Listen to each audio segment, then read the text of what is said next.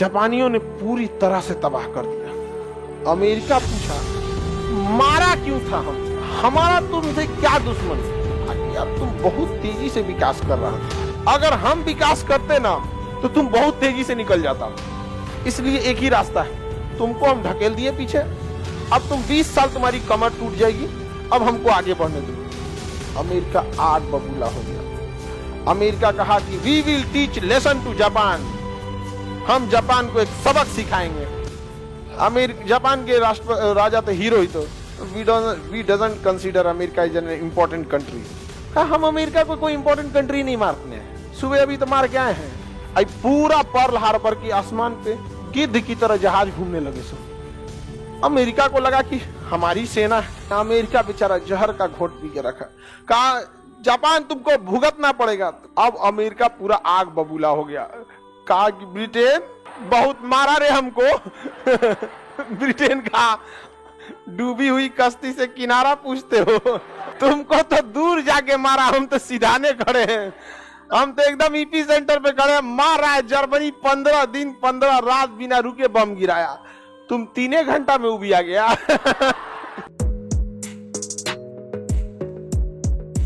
Britain की air force भी क्या हो गई थी, हार चुकी थी। जरूर ये बात है कि जर्मनी के पास इतने ज्यादा एयरफोर्स थे कि तबाह होने के बावजूद ही दूसर बना लेता था, फैक्ट्रीज वगैरह सब चालू थी। और इधर ब्रिटेन को समस्या थी कि भारत में भी चल रहा था भारत छोड़ो आंदोलन, पूरे सैनिकों को कहाँ ले जा सकते थे, आजाद हिंद फौज का गठन हो गया था। अब पूरी दुनिया यूरोप में पूरी तरह से पीस के रह गई थी। यही यूरोप शांति का नोबेल देने वाले हैं सर, छोटा सा पूरी दुनिया में अशांति अपने फैला के रखा है सर, और दुनिया में जा रहे हैं शांति का नोबेल देने के लिए। पूरी दुनिया में जहां जहां इसका उपनिवेश था, ब्रिटेन वहां से अपने सैनिक बुला के लाया था। अमेरिका मजा ले रहा था साइड से बैठ के, प्रथम विश्व युद्ध में भी मजा ले रहा था। हाँ मारो मारो, हम हथियार देंगे, हमसे हथियार खरीद लो, ब्रिटेन लो, जहाज चाहिए ले जाओ ले जाओ ले जाओ, 500 करोड़। नहीं समझा? तो जब आपके पास आप सप्लायर रहते हैं, डिमांड बढ़ती है तो आपके लिए तो फायदा है। अब कोई डॉक्टर है, उसके पास इलाज है किसी चीज का, अब बाकी सारे लोग को बीमारी हो जाए, डॉक्टर को क्या दिक्कत? कोई दिक्कत है? फायदा ही उसके लिए। यहाँ पर किसी सबको खजुवट हो जाए, सारा खजुवट का डॉक्टर खुश हो जाए, हाँ बिल्कुल आइए खजुवट ठीक हो जाएगा। हमें समझ में रहेगी नहीं? एक चेहरा पे तो कौन चीज निकल जाता है, पिंपल्स बोलते हैं, हाँ हाँ, फुंसी वगैरह। तो उसका अगर डॉक्टर है तो किसी को पूरा का पूरा भर के मुंह हुआ उसका कटहल हो जाए तो डॉक्टर को क्या दिक्कत है, और आओ इलाज कराओ। तो अमेरिका डॉक्टर की तरह ट्रीट कर रहा था। अरे तुमको जर्मनी मारा, जर्मनी मार दिया, लो ये लो, नौसेना का पनडुब्बी ले जाओ, ये पानी वाली जहाज ले जाओ, ये ले जाओ। ये सोच रहा पूरा बेचने के चक्कर में था, यहाँ पे पूरी बढ़िया से टेंशन फ्री था। कहा हमको कौन क्या कर सकता है। अब ये इसके पास पावर भी बहुत था, इससे कोई लड़ता भी नहीं। आज भी देखिएगा सबसे बड़ा सैन्य बजट इसी का, किसका? अमेरिका का। अमेरिका पूरा दबदबा बना रहा था। अब वर्ल्ड का नक्शा ये देखिए, क्योंकि पृथ्वी तो गोल है, पृथ्वी क्या है? गोल, ऐसे चपटा थोड़ी है। तो हम कहीं से भी काट, बार बार तुम लोग जियोड मत ले आ दिया करो, जियोड में क्या समझाने के टाइम पे, तो उसको आप कहीं से भी क्या कर सकते हैं, खोल सकते हैं। ये भी है, ये इंडिया हो गया, ठीक है। ये क्या हो गया? यूरोप। सारा मारधार किधर है? यूरोप। तो देखिए अमेरिका इस रास्ते से भी यूरोप पहुंच सकता है, पहुंच सकता है। ये रहा अमेरिका। कौन सा महासागर पार करेगा? प्रशांत महासागर। प्रशांत महासागर पार करके, रूस पार करके कहां जा सकता है? यूरोप। ये जगह कौन है? जापान। ये कौन है? जापान। और अमेरिका यहां से भी, ये भी रास्ता है।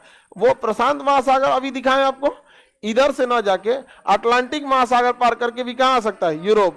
यानी अमेरिका बीच में। अमेरिका की इस साइड जाएंगे तो एशिया आ जाएगा, अमेरिका के इस साइड जाएंगे तो एशिया, इस साइड जाएंगे तो यूरोप, यूरोप आ जाएगा। तो ये देखिए अमेरिका, ये रहा अमेरिका। इस साइड जाएंगे तो क्या आएगा? यूरोप, और इस साइड जाएंगे तो एशिया।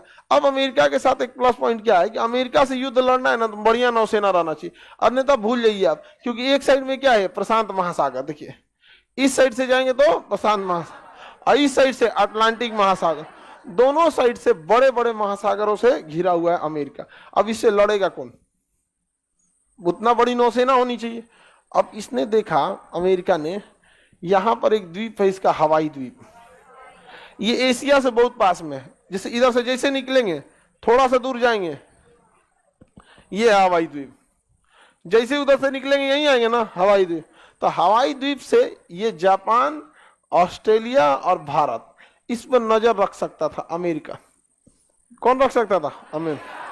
अब हवाई द्वीप अमेरिका के लिए बहुत बड़ा एक एडवांटेज साबित हो रहा था, क्योंकि कोई भी अगर प्रशांत महासागर से अमेरिका की ओर आएगा तो हवाई द्वीप पर उसकी जो नौसेना है वो तबाह कर देगी। दोबारा आप हवाई द्वीप को इस नक्शे पर देखिए, ये यूरोप,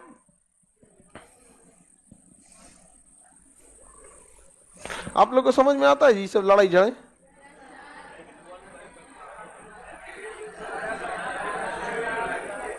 मान लेते,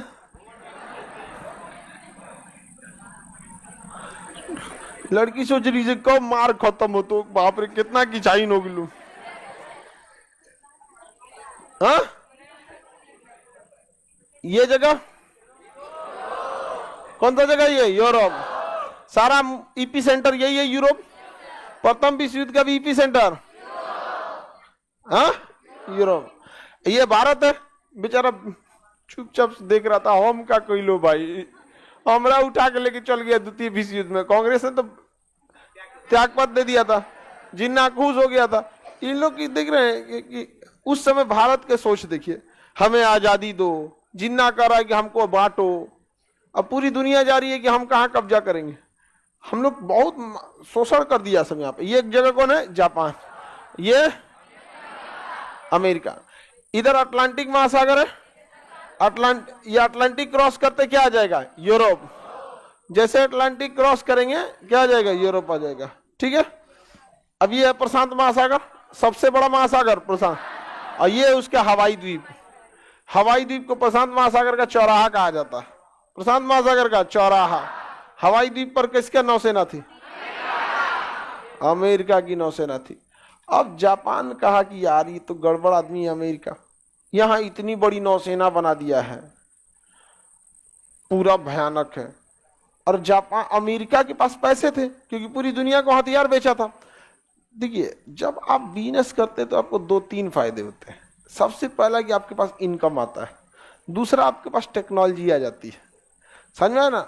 अब जैसे किसी के यहाँ कोई होटल वाला है, उसके यहाँ 10 समोसे बिक रहे हैं, पैसा कम, उसके पास टेक्नोलॉजी भी कम आएगी। किसी के पास 10,000 समोसे बिक रहे हैं, पैसा भी ज्यादा, अब उसमें नया नया फ्लेवर जोड़ेगा। समझ में आ गया कि नहीं आ गया? उसमें अभी कुछ कुछ और डाल देगा, उसमें पनीर डाल देगा, उसमें कुछ और डाल देगा, कुछ डाल दे वहां पे। समझ में आ गया कि नहीं आ गया? उसके बाद टेक्नोलॉजी आएगी। जितना ज्यादा आप प्रोडक्शन करेंगे आप में रिफाइन होते जाएगा वो। तो अमेरिका हथियार बेचता था तो पैसे तो आते थे और हथियारों में निपुणता भी चली आती थी। आज हम लोग देखिएगा बढ़िया ड्रोन नहीं बना पाते हैं, लेकिन अब हम लोग बना रहे हैं बहुत बेहतरीन ड्रोन। तो हम लोग के पास अभी रिफाइन नहीं है। अमेरिका इतना हथियार बना लिया कि उसके पास टेक्नोलॉजी बहुत जबरदस्त आ गई। समझ में गया कि नहीं? और वह यहाँ हवाई द्वीप पर एक जगह था पर्ल हार्बर। क्या नाम था? पर्ल हार्बर पर उस समय उसने दुनिया का सबसे बड़ा सैन्य अड्डा बना दिया और वहां लगभग 150 पानी वाली जहाजों का एक फ्लीट तैयार किया। भारत के पास अभी एगो विक्रांत है, एगो विक्रमादित्य है, और बहुत बड़े बड़े तो फ्लीट भी नहीं है हमारे पास। लेकिन अमेरिका ने तो पूरी तरह से तबाही का पूरा फुल प्लान बना के चलाया अमेरिका। जापान देखा कि यार ये तो गलत बात है। ये जापान के पास उस समय लगभग 110 थे फ्लीट। और देखिए, कोई भी देश अपनी टोटल फ्लीट, जैसे नौसेना की क्षमता, फ्लीट 100% रिवील तो करता नहीं है, काय को करेगा कोई भी देश। लेकिन जापान के पास उस समय लगभग 110 थे और अमेरिका के पास 150। और अमेरिका नेक्स्ट 200 जहाजों का ऑर्डर कर चुका था। जापान देखा कि रे भाई साहब 150 अभी है, 200 का ऑर्डर दिया है, 350 हो जाएगा, इसका कहीं युद्ध नहीं है, हथियार बनाइए रहा है, इसको रोकना जरूरी है, इसको रोकना जरूरी है। जापान कहा कि खिलाओ वो, क्या हो वो? खेला। जापान कहा कि ना होगा हमसे। जापान ने अपनी नौसेना लाया और यहां लेके गया कहां पर? पर्ल हार्बर पे। अब मारा, सुबेरे 7 बजे से बम मारना चालू किया। विमान वाहक पोत होते हैं, जहाज जिसके ऊपर लड़ाकू, पानी वाली जहाज होती है जिसके ऊपर रनवे बना होता है, वहां से छोटी जहाजें टेक ऑफ करती है। लड़ाकू जहाजें जो होती है ना, वो छोटी होती है साइज में। लड़ाकू जहाजें साइज में क्या होती है? छोटी होती है, जिस वजह से वो इजीली टेक ऑफ कर सकती हैं और ले जाके बम भर भर के लगी सब गिराने। और पूरा देखते देखते देखते 7 दिसंबर 1941, 7 दिसंबर 1941 अमेरिका ने पर्ल हार्बर पर सुबह 7 बजे दस्तक दिया। लोग बरस कर रहे थे। नहीं, यहाँ जापान नहीं, यहाँ पे पर्ल हार्बर पे सैनिक क्या कर रहे थे? बरस कर। कोई अखबार पढ़ रहा था, कोनो बतिया रहा था टेलीफोन पे। समझ में आ गया कि नहीं आ गया? कोई कुछ कर रहा था, कोई सफाई कर रहा था। पूरी पर्ल हार्बर में आसमान में जहाज दिखने लगा। अरे ये किसका जहाज है? और इतनी बेहतरीन ढंग से उन्होंने आक्रमण किया था पर्ल हार्बर पे, पूरी प्लानिंग के साथ। जैसे कोई नक्शा है, ये पर्ल हार्बर 5 गो गांव के बराबर अकेले, इतना छोटा सा तो होता नहीं है यहाँ पर। अब उसके अलग अलग एरिया होता है। यहाँ पर एमुनेशन एरिया होता है, यहाँ पे हथियार रखे होते हैं। एक एरिया होता है रडार एरिया, जहां पे निगरानी के सारे सामान होते हैं।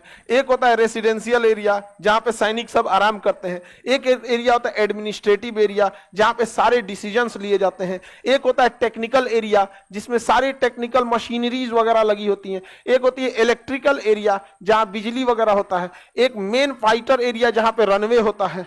यहाँ पे क्या होता है? रनवे होता है। इस रनवे पे क्या खड़े रहेंगे? जहाज। और यहाँ पर एक मेन होगा, डकयार्ड होगा, डकयार्ड होगा, जहां पानी वाली जहाजें ऐसे ऐसे आके खड़ी रहेंगी।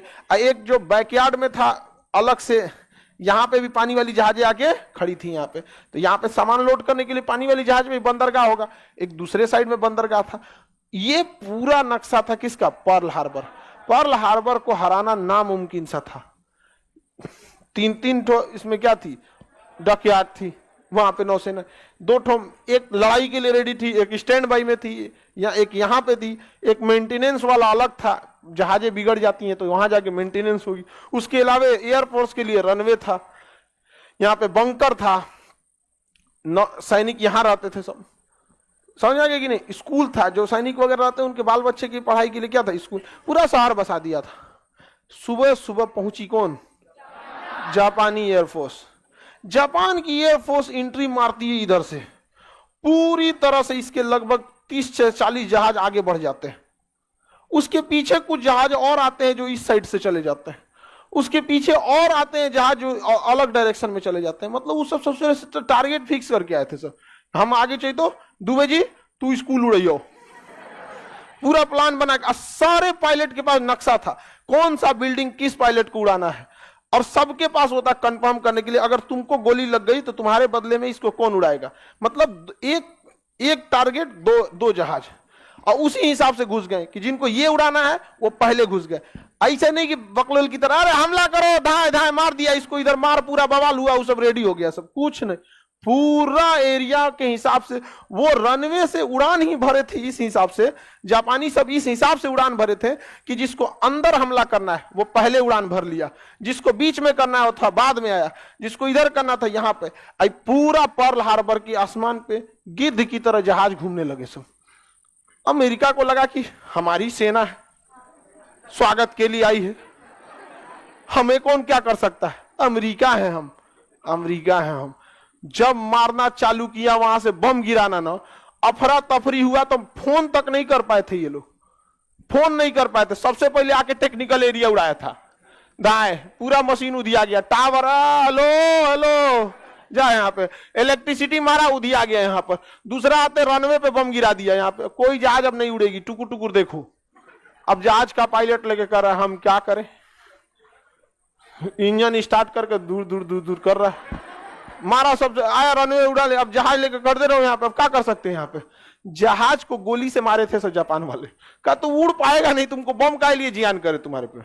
जियान मतलब समझता, डिस्ट्रॉय, बर्बाद, बर्बाद नहीं करना चाहिए। समझ में आ गया कि नहीं गया? तो जियान जो है वो, जियान भाषा अपनी है और बर्बाद कर देना भी भाषा है एक ठो।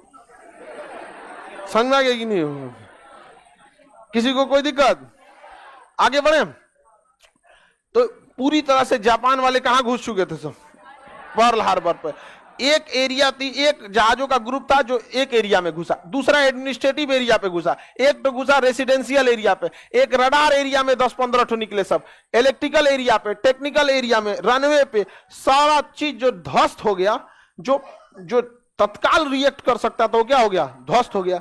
अब पानी में बची नौसेना की जहाजें। समझ में आ गया? ये जहाजें कुछ डॉकयार्ड में लगी थी, कुछ की सर्विसिंग हो रही थी, कुछ रेडी थे अपने मिशन पे जाने के लिए हथियार गोला बारूद से लोड करके, कुछ स्टैंड बाई में खड़े थे कि कभी कुछ इमरजेंसी हुआ तो हम लोग रिस्पॉन्ड करेंगे, कुछ बिगड़े हुए थे उनकी सर्विसिंग हो रही थी। उन्होंने कहा कि एक तो पहले बाद में इलाज हो। तो हाई रेडी कौन है रे? जितना लोग रेडी जहाज थे सबके ऊपर बम मारना चालू किया, ये उड़ा दिया, ये उड़ा दिया, ये उड़ा दिया। शाम को जापानियों ने कहा ओके टाटा बाय बाय, चल दिया, मारा पर्ल हार्बर उड़ा के जापानी चल दिए। जापानियों ने पूरी तरह से तबाह कर दिया। अमेरिका पूछा मारा क्यों था हमको? हमारा तुमसे क्या दुश्मनी, आके मारा क्यों हमको? अब जैसे हम ही लोग हैं, हम लोग के ऊपर आके अगर कोई देश कहीं बाहर से आए, केनिया से हम लोग का कोई दुश्मनी है, आके बम मार दे तो हम लोग पूछेंगे ना आखिर तुरा दिक्कत क्या है? कोई दुश्मनी है हम लोग का केनिया से? कोई दुश्मनी नहीं है। आए सिंगापुर धाए धाए बम गिराना चालू करे तो बाद में पूछेगा ना ये सिंगापुर तुमको क्या हो गया भाई, आखिर क्या हुआ है? ये समझ में आ गया कि नहीं आ गया? तो जापान से पूछा अमेरिका यार किए क्या थे हम, ये बता तुमको। कहा यार तुम बहुत तेजी से विकास कर रहा था, हमको ये देखा नहीं गया। अगर हम विकास करते ना तो तुम बहुत तेजी से निकल जाता, इसलिए एक ही रास्ता है, तुमको हम ढकेल दिए पीछे। अब तुम 20 साल तुम्हारी कमर टूट जाएगी, अब हमको आगे बढ़ने तुम। अमेरिका आग बबूला हो गया। अमेरिका कहा कि we will teach lesson to Japan, हम जापान को एक सबक सिखाएंगे। जापान के राजा तो हीरो ही तो, we doesn't consider America is an important country. कहा हम अमेरिका को कोई इंपॉर्टेंट कंट्री नहीं मारते हैं, सुबह अभी तो मार के आए हैं। इसमें अमेरिका, ये जो जापान के जहाज जो पायलट थे उनका जब एम्यूनिशन खत्म हो गया था गोली, तो जब सारा बम्बार्डमेंट कर दिए सब ना, तो अब बच गए कौन? सैनिक लोग। तो खोज खोज को गोली मार रहा था जहाजिया पे से, जहाजिया नीचे ले आके चला हो गोली, अब भागता मार ध ध ध ध मारा, सब पूरी तरह से ध्वस्त कर दिया। जब गोलियां खत्म हो गई थी तो इन लोग का ये अपनी जहाज ले आके लड़ा देते थे सब, कामाकाजी बोला जाता था। क्या कहा जाता है? कामाकाजी। जापानी सब इतने ज्यादा, आज भी सबसे ज्यादा देश के प्रति समर्पित जापानी रहते हैं सर। 110 साल की एज में भी वो पेंशन नहीं लेते हैं, जबकि जापान के लोगों को पेंशन दिया जाता है, लेकिन जापान का ज्यादातर व्यक्ति अपना पेंशन देश के लिए लौटा देता है। और जापान के लोग आज भी 110 साल की एज में भी बिजनेस करते हैं, कुछ ना कुछ काम करेंगे। यहाँ पर आप देखिए कुछ कुछ रेस्टोरेंट रहेगा, वहां बूढ़े बूढ़े लोग बैठे रहेंगे, लेकिन वो कहते हैं कि हमको अपने देश के लिए काम करना है। और वहां के लोगों का कल्चर है ये, कहते हैं कि अगर हम काम नहीं करेंगे तो समझ जाओ हम जल्दी मरेंगे। और सबसे ज्यादा जिंदगी कौन जीता है? जापान में। तो 110 साल वहां नॉर्मल है। हमारे यहाँ 110 साल में तो आदमी पारदर्शी हो जाए, आर पार दिखने लगेगा। अरे चाचा वो पार दिख रहा है जी 110 साल में एकदम बेचारा अजीब सियार हो जाएगा आदमी, एकदम बहुत दिक्कत हो जाएगा 110 साल में। तो पूरा पर्ल हार्बर किसने उड़ा दिया? किसने उड़ा दिया? जापान ने। अमेरिका बेचारा जहर का घोट पी के रखा। कहा जापान तुमको भुगतना पड़ेगा। तो कहा फिर बोलेगा रे तुम, फिर भुगतना पड़ेगा। अब अमेरिका पूरा आग बबूला हो गया। कहा कि ब्रिटेन, ये ब्रिटेन बहुत मारा रे हमको ब्रिटेन का डूबी हुई कश्ती से किनारा पूछते हो तुमको तो दूर जाके मारा, हम तो सीधाने खड़े हैं, हम तो एकदम ईपी सेंटर पे खड़े हैं। मार रहा है जर्मनी, 15 दिन 15 रात बिना रुके बम गिराया, तुम 3 घंटा में उबिया गया बेचारा अमेरिका आग बबूला हो गया। कहा जापानियों को सबक सिखाना पड़ेगा। और जापान ने आया यहां से पर्ल हार्बर को उड़ा दिया। कहा यार तुम मेरे बगल में बैठ के कर रहा था, पता नहीं कौन चीज नौसेना बना रहा था, हमको टेंशन हो रहा था, मार दिया हम। बाकी अमेरिका, हमको तुमसे कोई दुश्मनी नहीं है जापानियों सबको पूरा अमेरिका वाला दुश्मनी से एकदम देख रहा था, बर्बाद कर देंगे जापान तुमको। जापान कहा कि जापान अब अपनी नौसेना बढ़ाने लगा और अमेरिका से कहा देखो तुम बहुत ज्यादा बना रहे थे ना यार, हमको दिक्कत हो गया था, इसलिए हम अब दिक्कत नहीं है, अब तुम बना सकते हो, क्योंकि तुमको बनाने में 40 साल लगेगा, तब तक हम लोग तुमसे बहुत आगे निकल चुके रहेंगे।